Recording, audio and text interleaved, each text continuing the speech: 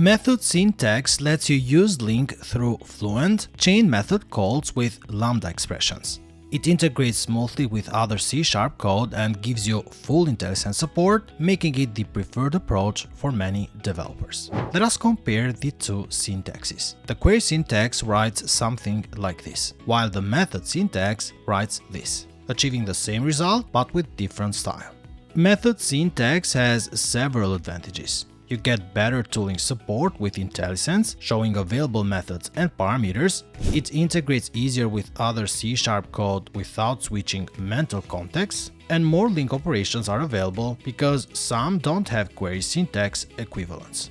The Lambda expressions are the key to method syntax. The expression in here means take students s and return whether s.age is greater than 18. Lambdas are inline functions that make LINQ queries readable and expressive.